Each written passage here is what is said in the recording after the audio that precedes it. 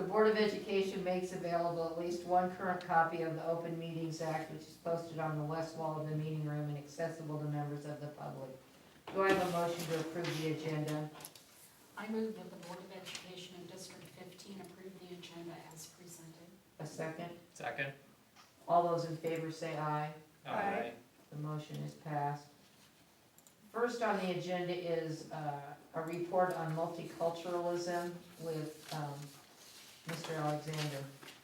So you get me tonight. Typically, you get Dr. Nielsen, but she is out of the country, literally. So I am.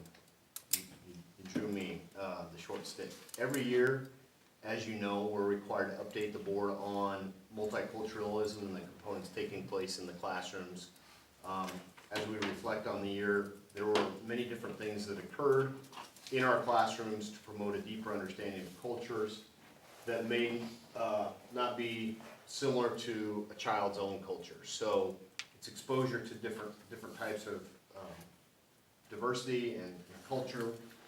There are reports that have been prepared. I think I don't know if they're in your Spark or, I think they're attached to Spark, aren't they? Yeah. So I'm not gonna go through all of them because they're all about 2 pages long, but just to hit some highlights. In the elementary social studies curriculum area, there's a lot of discussion, study, and talk about the Native American culture, especially Native American tribes in our Nebraska region. The African American culture, they did activities on civil rights, watched a production at the Homestead National Monument on slavery and the Civil War. There's all different types of activities that take place throughout the year, even in regards to Cinco de Mayo and St. Patrick's Day. So those are all listed in the report itself.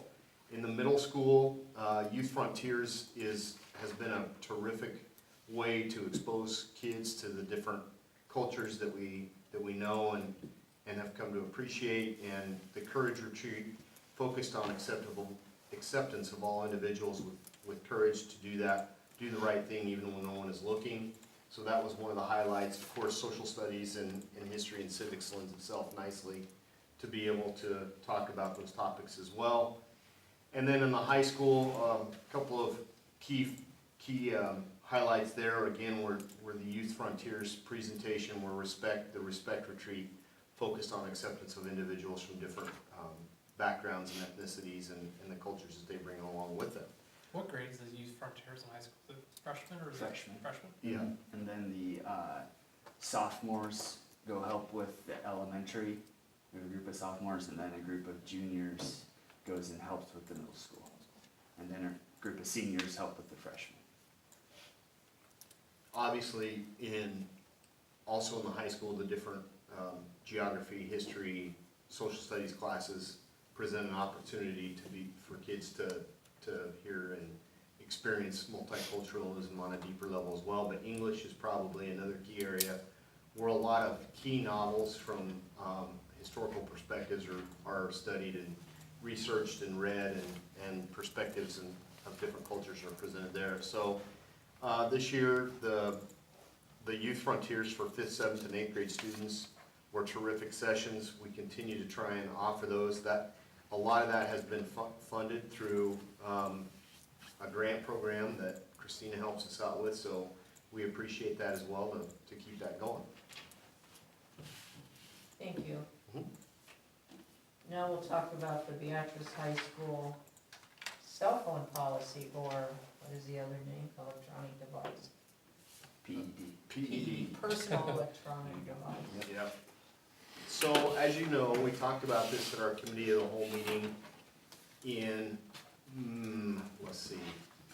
April. And then we didn't really talk about it much at the board meeting because we felt like there would need to be a couple more opportunities to talk about it, which is what you're here for and what we need to do. And we also wanted to take a lot of the different policies from other schools in the state and the area and try and present them in a digestible format. So in front of you, you have a chart that basically lists the school down the left-hand side, and then what I try to do is break it into what each school allows in regard to during the school day are PEDs, used, personal electronic devices used, allowed during the school day at all?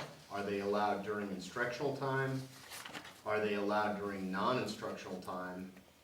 And then the consequences that are part of if students are caught with them during the times they're not supposed to be available to them. So that's what that chart was for.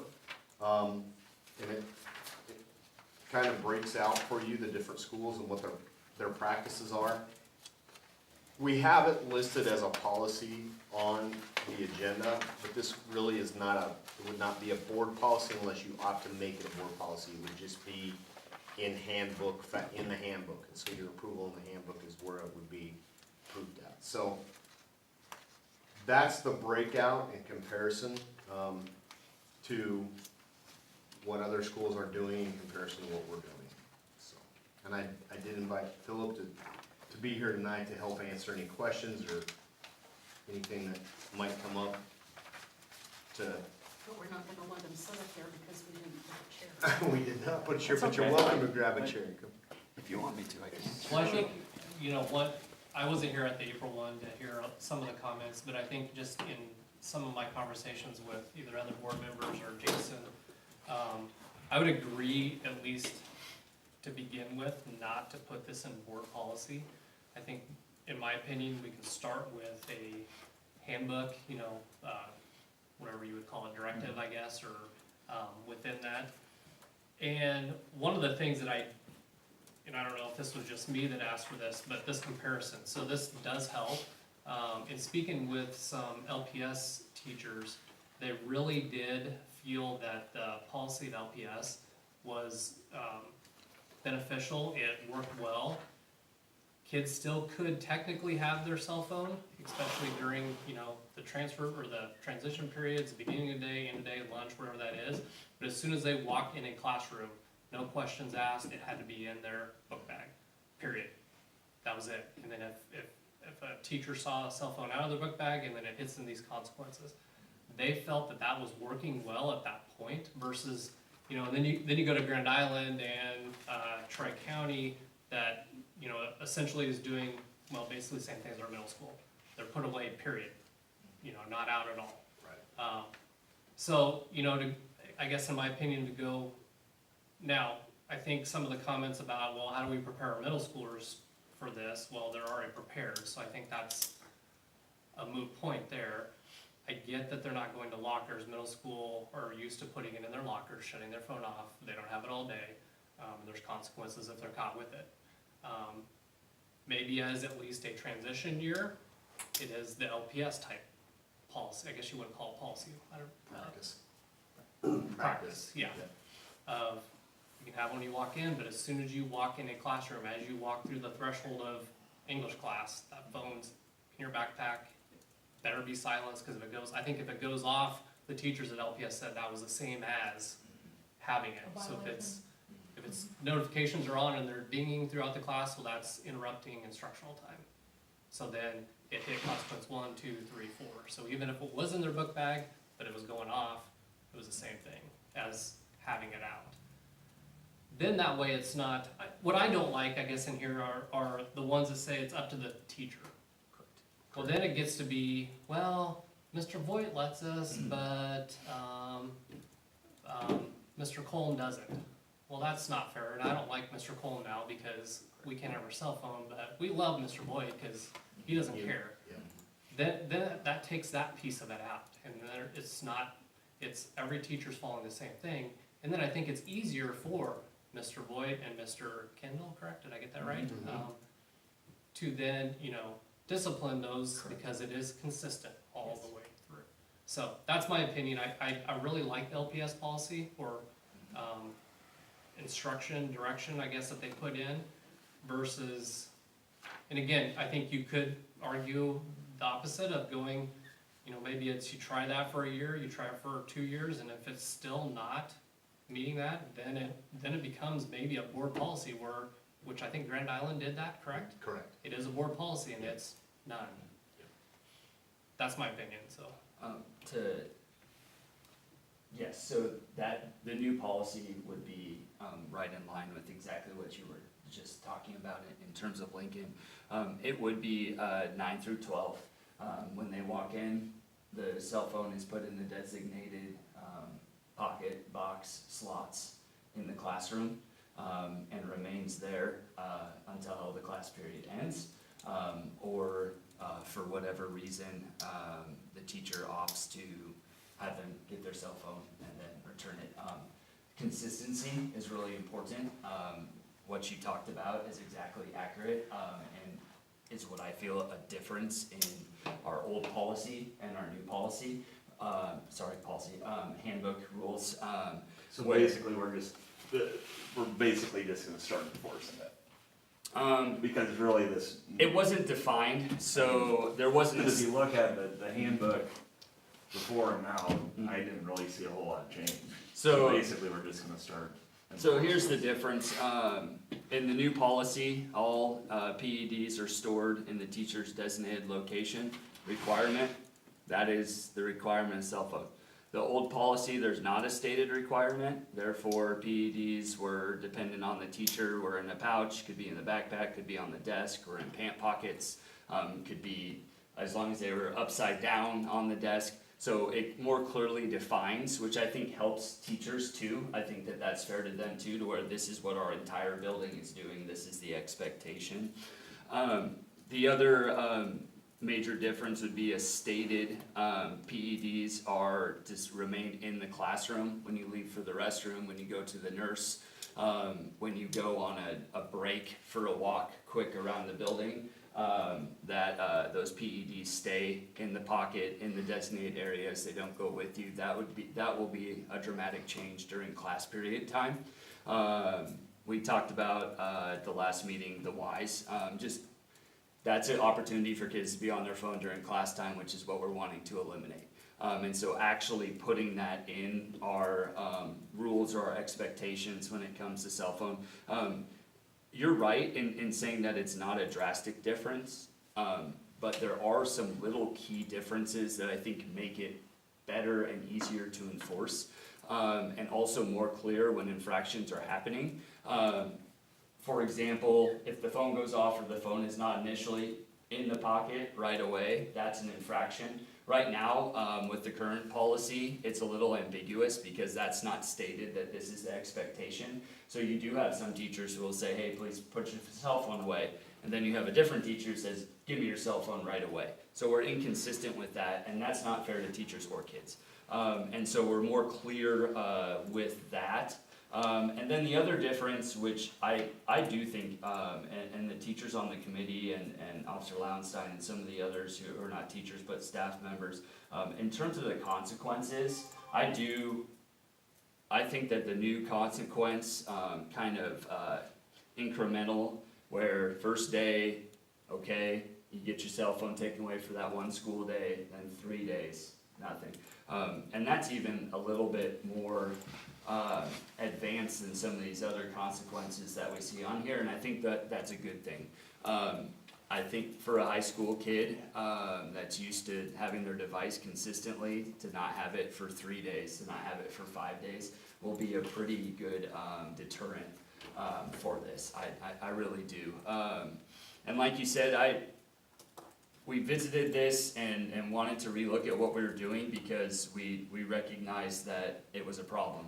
And the same thing will happen again if we recognize that for some nuance or whatever's going on, this is not working the way we need it to. We'll revisit it and we'll update it as needed. However, I do feel very strongly that this has a very good balance and just more clearly defines what we want happening with cell phones and those expectations within the classroom. Does that clarify a little bit the differences? It does. Just one other question. So like, say the last 10-15 minutes, the teacher wants to get on their cell phone. Can they say, all right, kids, you can go spend the last 10-15 minutes on your phone, or? No, that would not, in my eyes, that would be class time, that we are validating as class time. If we're talking, kind of, Mr. Suter alluded to it, back in the day, you didn't have cell phones, but hey, we got through this, we've got a few minutes, we're gonna be sitting here anyway. Okay, If we consistently notice that, we have students on cell phones for prolonged periods of times, that would be a conversation. Well, and with I the- remember him saying that to me. Mhm. I'm just kind of passionate about this subject. I would rather the kids sit and actually talk to each Sure. other Mhm. than be on their cell phones. Mhm. So if the teacher said, okay, got everything done in the last 10 minutes, get in a group, because they don't do that anymore Mhm. at all. So like lunchtime and between classes, last 10 minutes of class, I have no issue having them talk to each other Mhm. and not be on their cell phones. I guess I just don't see the downside of Grand Island, Tri-County. To me, it's just black and white. You don't have to worry about anything. Mhm. And then, talking to Mr. Hakey, I mean, they have no issues whatsoever. The kids get out of middle school, and I think it's just a perfect transition into high school. They're just used to it. This is just my opinion, but I guess I'm just not a big advocate of cell phones in the class. I don't see why they need them. Is there more meat to the policy if we make it a policy as opposed to just putting it in the handbook? Because honestly, it's been in the handbook for years and years and years. And my question is, will teachers be allowed to say, oh, get out your cell phones, we're gonna do an assignment with your phone? I would think that was odd considering they all have Chromebooks, but will they be allowed to do that? I think that we have to respect the, fact that teachers are professionals. If it's something that could be navigated on a Chromebook, that would be preferable. What assignment could not be done in a Chromebook? I'm gonna be honest, I'm not super completely up to date with some of the new, different Gim kits or, Kahoots or those sort of things. My expectation would be that the majority of things would be done on Chromebooks, that's why we have them. I don't wanna completely sit here and say, no, a teacher would not be allowed to do that without better understanding what they were wanting to do with them. And I know in the but- middle school, there's been a couple of teachers that have done something and told students ahead of time, told Mr. Hakey, for my class today, I want students to have their cell phones. And it was, I don't know what it was, but I do know it has happened. But it was very much that specific. I think we'll see less of that simply because it will be a lot quicker and more efficient for students to not have to get up, go retrieve their phone, bring their phone back, get back up, go put their phone back, as opposed to just use the Chromebook if that's a viable. I don't think for kids, I think kids will do whatever it takes to get to their cell phone at first, that's why I'm thinking that, I mean, it's either, I kinda have to agree, it's either gonna be, yes, you can, or no, you don't. I think it's just too compelling. I mean, kids just, And they you can't want, tell me that the temptation isn't gonna be there if you go and tell them, okay, yeah, go get your phone, we're gonna do this assignment. Do you know what they're gonna do? They're not gonna look up what you're telling them to, they're gonna look to see who's all sending them crap. And I mean, let's be honest. Yeah. I mean, I agree, I'm with you, I think it's all or none. I don't really have a problem, during passing periods, that's not enough time, really, anyway. I wouldn't have a problem during the lunch hour necessarily, but. I guess the reason I say, you hear crap like, kids taking pictures of other kids in the restrooms and stuff. Yeah. Just having them, they're gonna do things they shouldn't. But I'm do. opposed to putting it You know, into but you board take policy, them I don't away. think this is a board policy. I That's just think my personal opinion. well, I don't either, but I think there has to be some meat to it, because we've had a policy, Well, and nothing's happened, I mean, Right. that falls on administration. Yes, If I we would have agree it, with that. If we have it in the handbook, that these are, our rules and regulations, I would expect that somebody better be doing their job enforcing them. And I don't disagree with you, and I think that the new way this is written lends itself to better do that.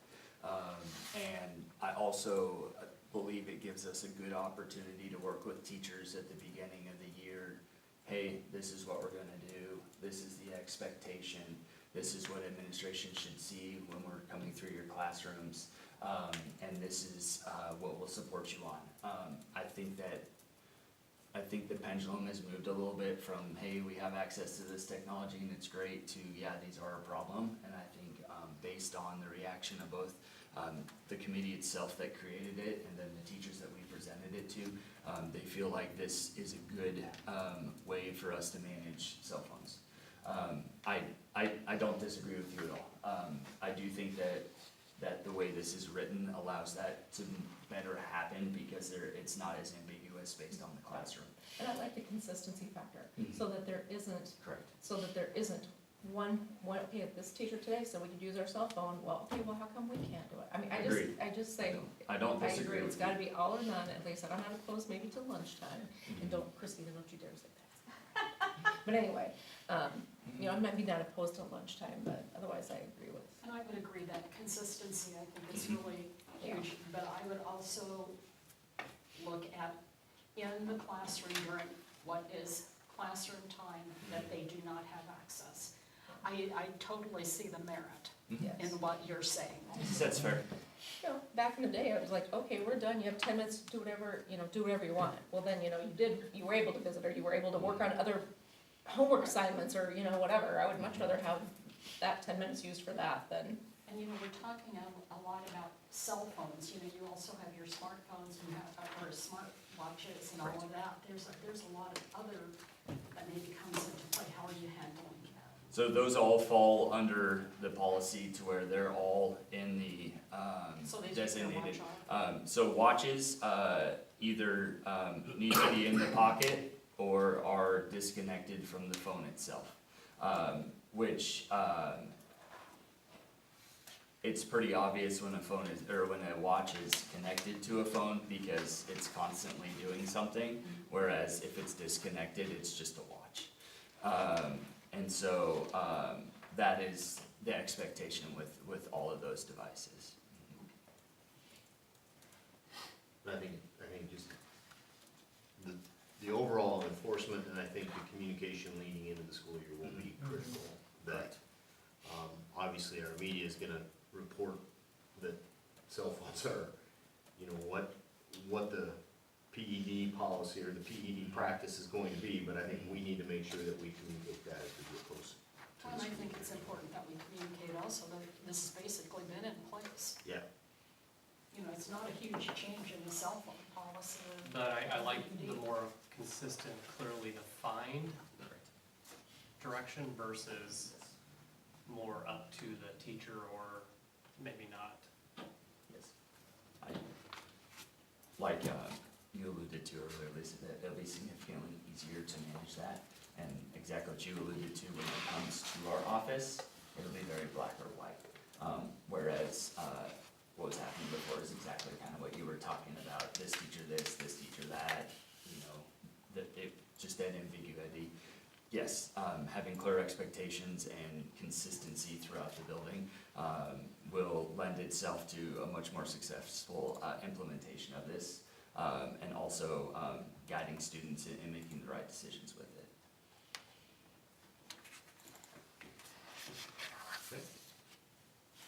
Thank you. Yeah, no problem.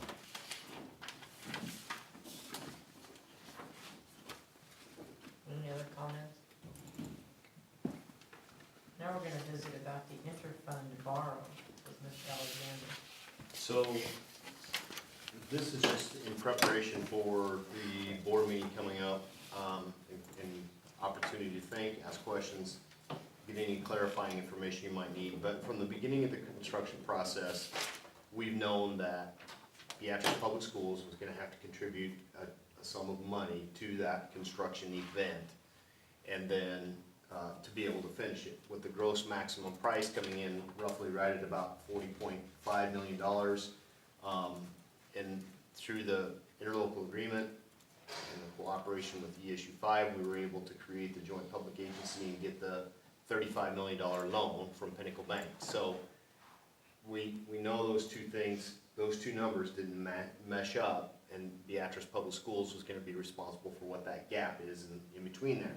So essentially, as we get closer to the end of the construction event, we start to get a better feel for what that's going to be based off of what pay applications we've paid, where we are in relationship to the gross maximum price, and how much that's going to be in there. So we know that we are going to have to give ourselves an interfund loan, in other words, interfund loan, and shift some money from basically the general fund to the building fund to be able to finalize and finish that construction event and pay it off. So at this point, based on, and that's perfectly legal through the Nebraska Department of Education Rule 2 is what it's called, and you can do that, interfund borrowing. It will require a resolution, so the board will read a resolution at the next board meeting, make the motion to give that interfund loan from the general fund to the building fund, and we go on and finish off the construction event and pay off the bills that we need to pay off. Roughly, we're estimating that to be somewhere between 2.5 and $2.8 million to loan to the building fund.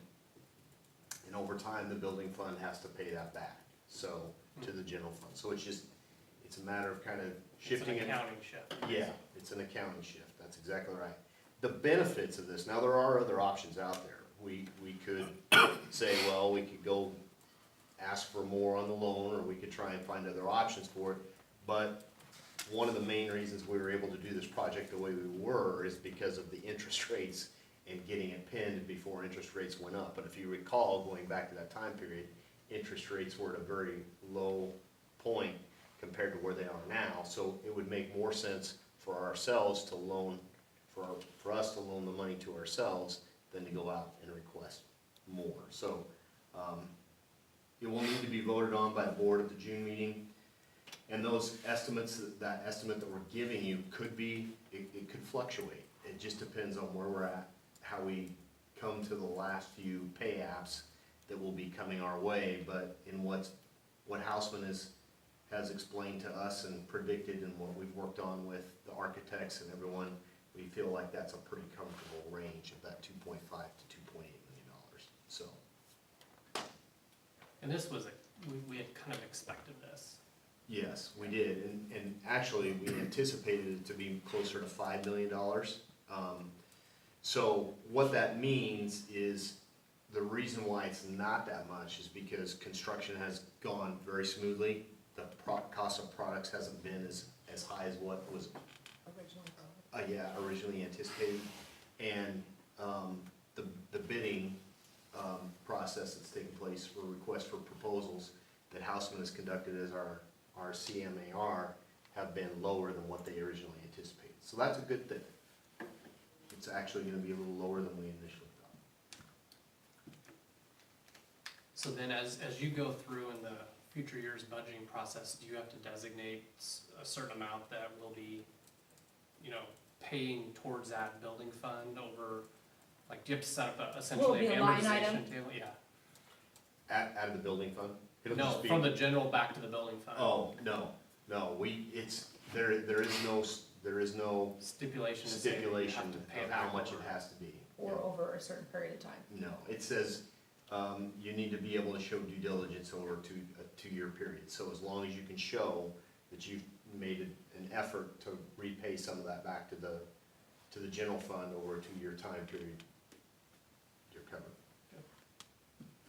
And in talking with legal counsel, other schools that have done this have, paid it right back initially, and other schools have gone 10s and 20s of years paying that back, so it just. As long as you're making an effort Right, to show, Yep. you paid $100,000 towards it, and yeah. And who monitors that to make sure it's being done? The Department of Education, because it's an NDE rule, so, And that does not deplete the entire building fund either, right? correct. Essentially, we know that right now as we put this plan into place, that 14-cent levy that we would have in the building fund would cover the $1.6 million worth of loan we would have to pay back to the bank in 2 different shots, January and June, or December and June of every year. We we have to pay back about $850,000 to cover that loan cost. And then on top of that, we have enough built in to take care of repaying the cash, the general fund, and then hopefully, you know, we don't have any other big blowouts that we need to take care of that insurance wouldn't cover right away for us, and we would have a little cushion in the building fund for that. Any other questions? Good questions. Thank you. Yep. And the final thing on the agenda is the preventive maintenance service agreement. So our service contract with Johnson Controls comes due in July. Actually, it's the 1st of August when it's due, but July will be the next board meeting that we have an opportunity to really take any action in movement on that contract. And we've come to a point where we need to provide a 30-day notice to them if we do not intend to renew. So I'm recommending that we begin to look for a new industrial commercial provider that can offer the service we need to operate our equipment on our controls. Now, the interesting thing about this is it comes at a good time to send this out for an RFP. The elementary will be completely under warranty for the next year to 2 years, depending on what part or piece of equipment we're talking about. But it will be under warranty, so it comes off the service agreement. And basically, we have the middle school, the high school, and this building that would be on the service agreement. So that also impacts what we're looking at here, and it gives us an opportunity to go out for RFP, find out exactly where maybe we need to be with those 3 buildings before the elementary building will come back on in another year to 2 years, depending on when it's absolutely needed. So, some key factors will be that as we start the RFP process and get proposals back from companies, they will have to be able to operate and use a virtual private network, VPN, to be able to log into the Medisys system that controls the HVAC systems in those buildings. So that will be part of a requirement of the RFP, is that whoever submits a proposal, they've got to be able to have the computer equipment, the technicians, the ability to do that, and have those people readily available at any given time that we would have an issue and need them to go in and VPN. All that means is a virtual private network is you can do it from anywhere.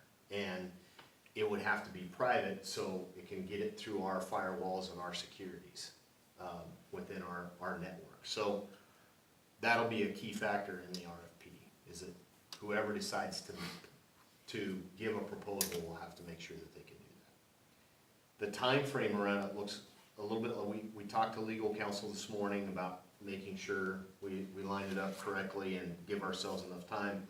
June 4th, we would release the RFP, so that's later on this week. June 11th, we would, that gives a couple weeks, we'd have a pre-proposal conference held here at the district office. So that's a lot like we did for the construction managers.